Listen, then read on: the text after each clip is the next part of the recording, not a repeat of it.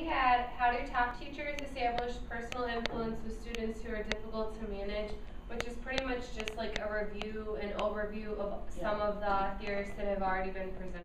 So these are our objectives. How to grasp students' point of view and enter into their framework of reference. How to speak with the students. How to connect with your students. How to confer dignity on students and restore their sense of hope. And how to help students develop an inner sense of self-control. So the first one is Dave Hangberger, and he's about grasp the student's point of view. So he kind of talks about how you should analyze the attitudes and understand how the attitudes of the students are all different.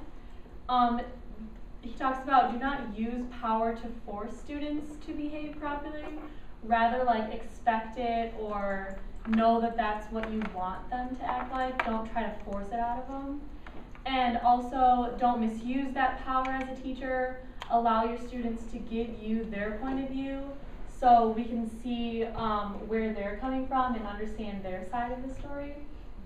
Accept students for who they are and then work from there. So work with what you have. Don't try to force them to be something that they're not. He also says treat students as social equals and to understand students' differences or different perspectives, because everyone is going to have different views of different things. And the next one is Stephen Covey.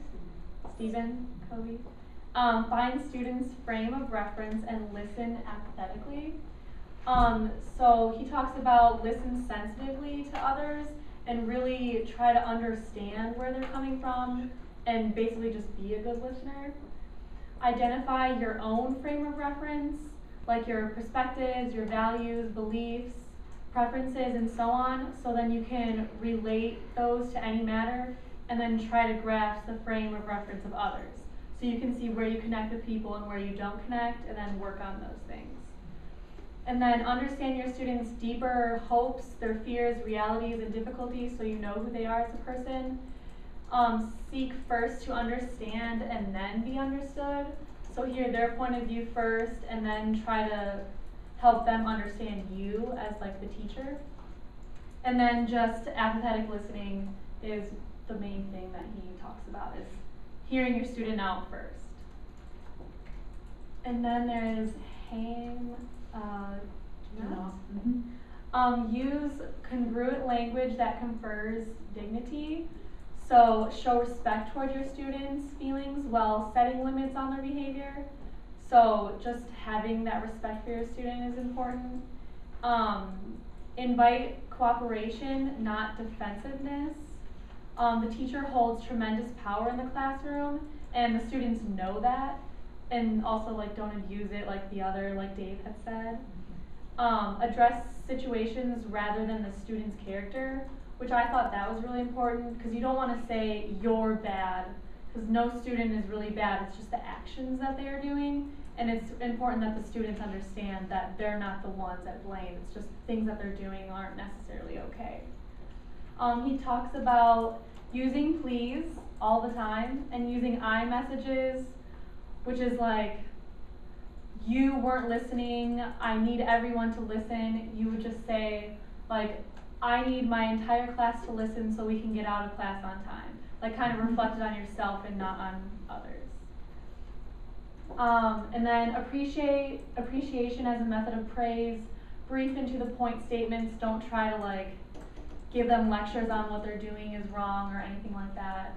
No why questions, because that doesn't really accomplish anything. Why were you doing that? Why are you out of your seat? They're just going to say, I don't know, I just was.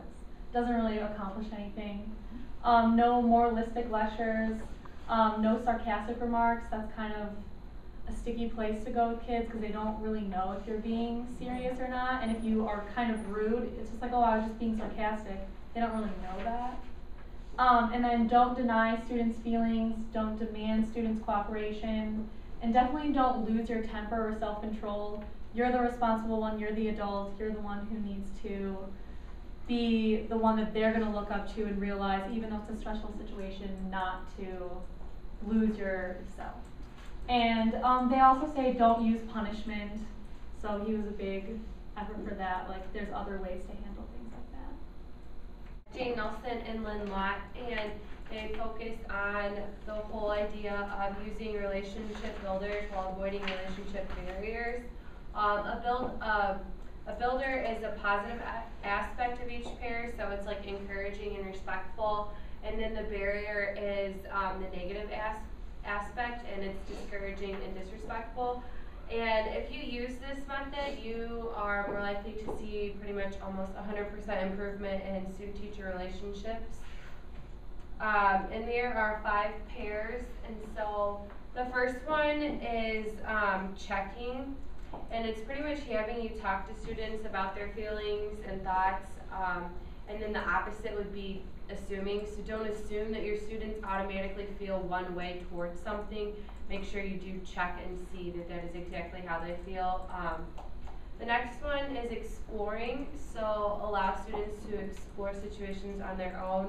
I know this is a big thing for the middle level, and like provide them with a lot of choices.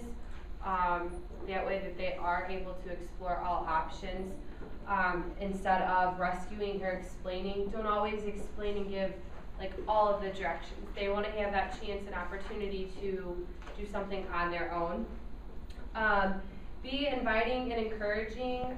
If you encourage your students and have an inviting personality, they're going to want to participate, cooperate, and behave.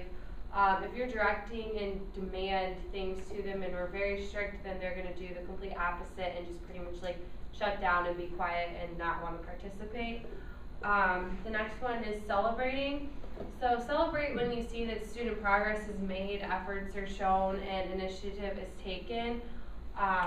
You know, praise them, just a positive reinforcement, and let them know that you do see that they are trying to succeed and improve. And do this instead of expect behaviors, because this way if students think that you are expecting too much, then they aren't going to want to do it. And then show them respect when talking, and pretty much treat them as an equal. Don't use adultisms, which means like don't talk to them as an adult or like in terms that only adults would know. Talk to them like on a personal basis. And then there's William Glasser, and he really talks about his 7 connecting habits. But firstly, he asks the question, how do I make my students happy?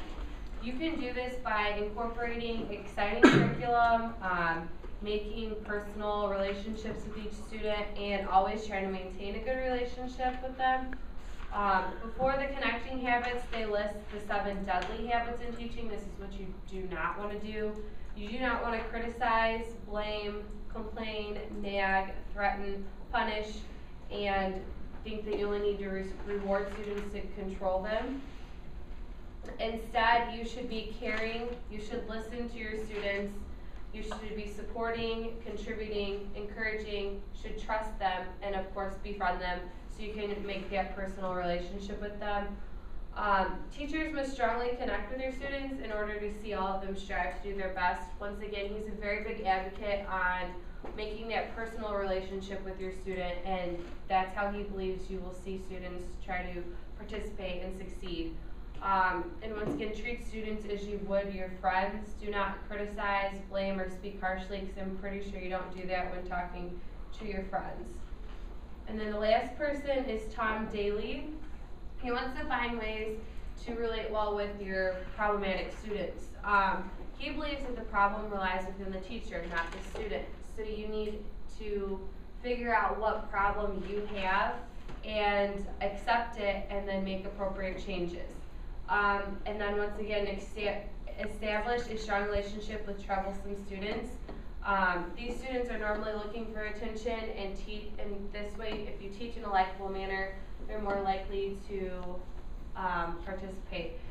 And then replace unacceptable behavior with acceptable behavior. You want to connect with them and then coach them. So connect and get that personal relationship with them, and then teach them any skill that you want. And then students change behaviors based on connections that are made.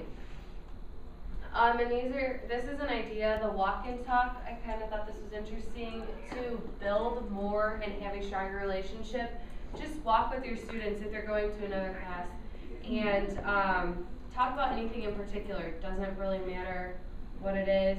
The topic is not important. And when doing this, portray enthusiasm and use charisma. Show your problematic students that you do care and that you do think that they can succeed, and hopefully that'll help turn their behaviors around. So the next group of teachers are Richard Kerman, Alan Mendler, and Brian Mendler, and they mainly write and consult on matters related to discipline and working with challenging youth. And one of their main books is Discipline with Dignity, and it was written in 1988, and they revised it multiple times. Kerman, just a little background, this is Kerman. He's a professor, consultant, and specialist in school discipline. Alan Mendler is a school psychologist and psychoeducational consultant and has worked extensively with students and teachers on all levels. And then Brian Mendler is a teacher, author, and consultant on their website, which is the Teacher Learning Center. So their approach has mainly been effective with students who are behaviorally at risk for failure or otherwise going to drop out of school. And these students are referred to as challenging youth. And most of the studies prove that they misbehave in an attempt to regain control over a system that they feel like they have no control over anymore. And they feel like they're not very good at school or academics, but they're good at being bad. And this is how they meet their need for attention and power. These students are often difficult to control, and teachers kind of just try to avoid them, which can make it worse. So some ways to ensure success with them. It's the teacher's responsibility to make the learning attractive to the students. Again, with like multiple intelligence and stuff, they're not all going to learn the same, so encourage students to use different ways of thinking, provide various learning styles and sensory modalities, and allow for creative and artistic expression. The next one, Ed Ford, he invented the responsible thinking process and also is the president of that company. Some background on him: he served in the U.S. Navy, was a newspaper reporter, and later got his master's in social work. For the past 30 years, he has taught and consulted alcohol and drug rehabilitation and mental health centers in over 70 school districts, so he's been all over.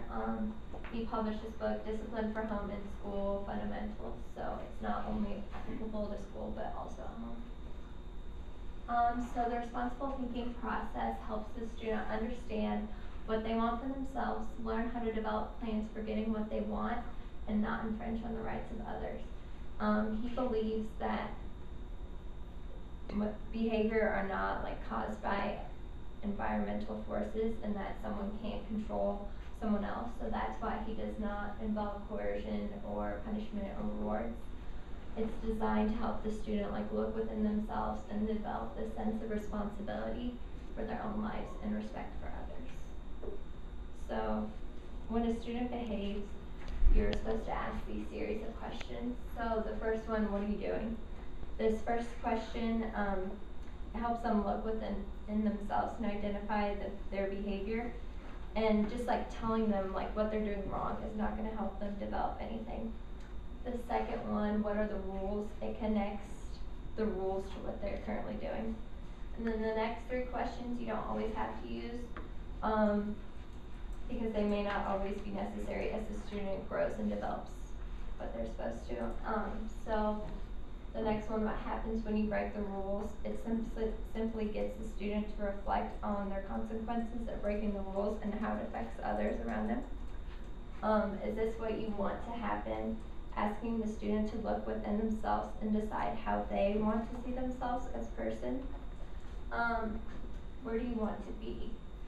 This really helps the student come to a closure concerning a plan of action and resolve the conflict with their behavior, and helps them think of how what they're doing is affecting others. And then the last one, you should always ask, and it makes sure that the student has a clear understanding of school procedures.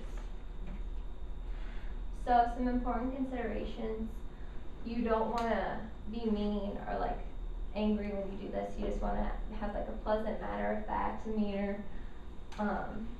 and you don't wanna like seem disappointed in them because you're trying to encourage them to like develop this on their own. It should not come across as a warning, but should lead the student to think about what they are doing in relation to the rules. These students must reflect on their own accountability and think things through. So more of how it works. And Ford believes people only change their behavior when they seriously examine their belief systems, assess their own values, and set priorities and standards. The responsible thinking process causes students to spend a moment, inquire, introspect, and like really think about what they're doing and what they want, and only then will they make a permanent change. So as you ask these questions, you are modeling respect for them, and when you model it, you're gonna get it back.